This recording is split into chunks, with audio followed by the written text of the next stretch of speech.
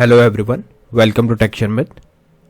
In this session, we are going to talk about another very important topic related to API, that is handling empty GET API response or handling empty API response. So we all know that to fetch some data, we call the API, we process the API, and we try to fetch the information, right? So sometimes it like API got executed successfully, but still it returns nothing. Why? Because of some issues at the API end. Okay, maybe that ID with which we are trying to fetch is not available, or something like that happen, right? So in that situation, if API is not returning any response, so it might break your application. Okay, let's say if I'm trying to fetch this ID, okay, but if it is not available, so what it will do, it will show me user list and then blank, nothing, right? Or my application got crashed. So in that situation, how we can handle empty API response? Okay, so this is our main agenda for the session.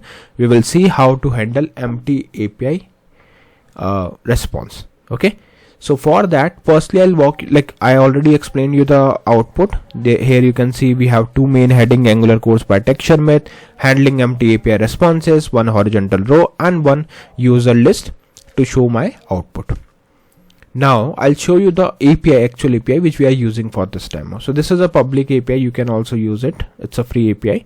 So here you can see we have record from ID number 1 to ID number 10 only. Okay, only 10 records are there. So if I provide the ID number, so it will provide me the output. Let's say if I provide ID number 10, so it will give me this name. If I provide 9, it will give me this name, right? But what will happen if I am providing the ID number which is not available in that area? You know, it has only 10 records. So let's say if I provide 11th ID or 50 ID, so in that case, it will not handle that situation right now. Okay. So for that, we will write a logic and will make the changes so that it can at least show that record not found or no record found, something like that. Okay, so this is our main agenda for this session. So I'll walk you through the example step by step. I'll explain you every line of the code that I have implemented to handle this situation. But before we proceed further with the session, I would like to recommend you to please go and check out the previously released session first, because they all are in proper sequence and sync. So if you follow it sequentially, then it would be much more easier for you to understand the ongoing topic. Because for timing, we are just mainly focusing on what is the process to handle the empty API responses. But prior to that, you should know other things that we have already covered. And for that, you can also refer the TechSharmit digital course book, which is freely available in the description box. There you will find thousands of sessions available in both Hindi as well as English language. So without any language barrier, you can easily consume that content. And in case if you have any question regarding that, you can simply reach out to me to ask that. Okay. Alright, so let's see what we have in the code. So firstly, I'll close this application here and I'll show you all files from scratch. So firstly, like very important thing is to configure your app file. So here you will go to app.config.ts, where we will import this provide HttpClient and register it here. So this line is very important. Doesn't matter which API you are calling, but if you want to call API, this line should be there. Okay, so basically with these lines, we are configuring the application to handle all API calls. So basically it will enable you to call APIs through your application. Clear? Now once it is ready, now what we will do, we will simply create one component. In that component we will make the API call, and that component we will connect with the app.component.ts, that means main application. Here I'm not using any environment file or user file which we discussed in last session, because that concept we already know. So now we will just focus only on the main thing, that is handling the things in empty API. Okay, so in case if you don't know how to create component, you just need to write this command ng for Angular ggenerate c component and comp1. So when you press enter on it, it will automatically create the component for you.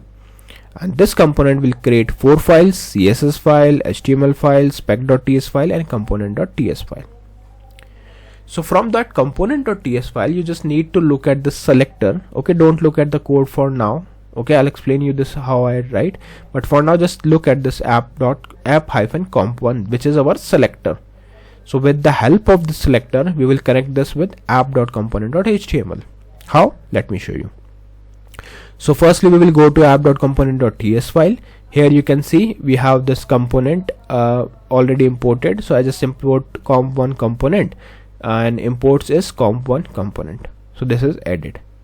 Now once it is added, now you are good to use it in HTML. So just go to HTML, and here I firstly put all the required headings like Angular course by TextureMyth, handling empty API responses, and then the selector, which is app-comp1.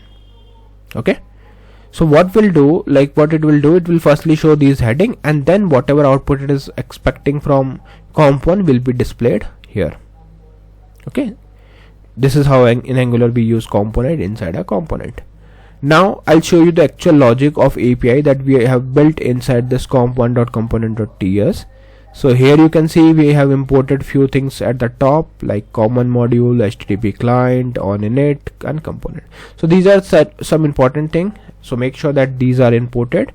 And initially you will find this class empty when you create it from scratch. So inside that empty class, we will firstly implement on init.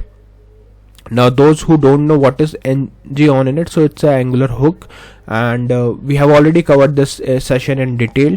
So you can refer from there, because I don't want to spend time on that part because it is already cleared. And for now, just keep in mind that ng on init is a method that automatically get executed whenever the application loads. Okay, so here whatever logic we are going to write related to API will be inside this block in this class. So firstly, I'm declaring this users any bracket and then this. Okay, so users are declared. Now we will create one constructor. So constructor private HTTP client. That means now I can handle I can use HTTP client with HTTP. Then we have ng on init, which is returning void. So inside this ng on init we will write this.http get any of bracket, then URL. Okay, so instead of keeping it inside a URL file, I created, like this last time we use environment file, right? But this time I'm just directly putting my URL here. Then slash user ID is 5. Okay, so this is a query parameter through which we can pass the ID which we want to fetch from here. Then we are subscribing it to res, this dot user6 res. Okay, so whatever response it will get from API will be stored in this dot user. So till here we just call the API, we haven't handled it. Now to handle it, we will go to app.component.html, where we will simply define user list @if. So we are checking for if users.length is greater than 0. What is user length? Users means what we have received inside this users array. Okay, if it is greater than 0, then we will simply execute one for loop, user of users track user ID. So basically track is just to track, like if something is new is added, so it will automatically track, so that Angular have idea like what all things have been changed. But it is not mandatory. If you want to skip, that is fine. And inside this I'm printing the username. Not only username, like if you want to print anything else you can print, but it should be there in the API data. Okay, so this top part, this if part, will be executed when we will get the response. But if it is not, if there is nothing returned from the API, it returns blank. So in that case we will go to the else block, where we will simply show this no user found. That's it. Okay, so now I'll execute this and I'll show you both the things. So I'll firstly write ng serve -open, press enter, wait for a few seconds, and then it will show you the output that Chaisley Tatrich. Okay, so this is the name. Okay, but this is not the thing that we are learning here. We are learning like if something is provided which is not available, for example ID 50, it is not there. So in this situation I can simply get the message that no user found. Okay, so this looks very simple, but it is really very important, because in projects, like there might be some scenarios where you are not aware of like what kind of data API is responding. So and how many IDs are there. Like for now I can see the data, but let's say we are not sure how much data is there, so we can write this kind of logic. So if it is available, it will show the data. If it is not available, it will simply return the error. Clear? So yeah, that's all for today. See you in the next session with new topics. So thank you for watching TechSharmat.